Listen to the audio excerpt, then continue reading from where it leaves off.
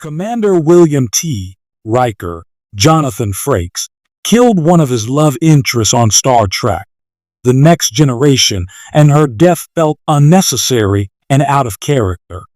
Throughout TNG, Riker gained a reputation as a bit of a ladies' man, taking after Captain James T. Kirk, William Shatner, on Star Trek, the original series. As first officer on the USS Enterprise D, Commander Riker often went on away missions and commanded the Enterprise when Captain Jean-Luc Picard, Patrick Stewart, was otherwise occupied. Level-headed and not prone to violence, Riker usually made well-thought-out decisions, making his choices in one TNG episode particularly surprising.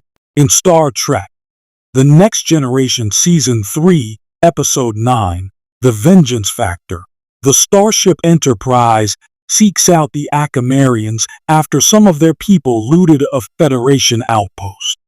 The Akamarian leader, Sovereign Maruk, Nancy Parsons, comes aboard the ship, and Captain Picard convinces her to try to make peace with the group of pirate-like Akamarians known as the Gatherers. Maruk is accompanied by her servant, Yuta, Lisa Wilcox, and Commander Riker immediately begins flirting with her. Yuta, however, remains distant, as if she is afraid to get too close to Riker. As Commander Riker tries to get to know Yuta, she remains closed off and speaks cryptically about her past. Picard facilitates a meeting between Sovereign Maruk and the Gatherers, and things are going well until one of the Gatherers winds up dead. In the ensuing investigation, Dr. Beverly Crusher, Gates McFadden, determines that someone killed the Gatherer with an engineered virus meant to kill members of a specific Akamarian clan known as the Lorna. While searching through past records, the Enterprise crew members find evidence that Yuta was behind the attack. When confronted, Yuta reveals that most of her clan was wiped out years ago by the Lorna, and she was tasked with killing the surviving members of the opposing clan.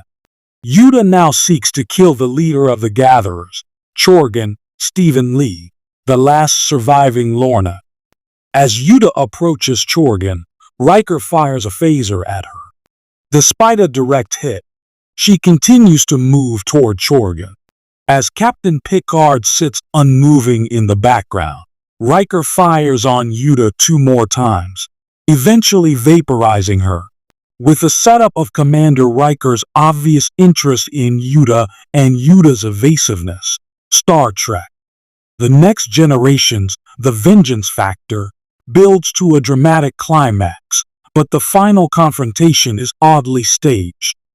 For one thing, Captain Picard sits in the background of the scene, unmoving, making no reaction as Riker fires at Yuta multiple times. Yuta is far enough away from her target, Chorgan, that anyone could have stopped her simply by restraining her.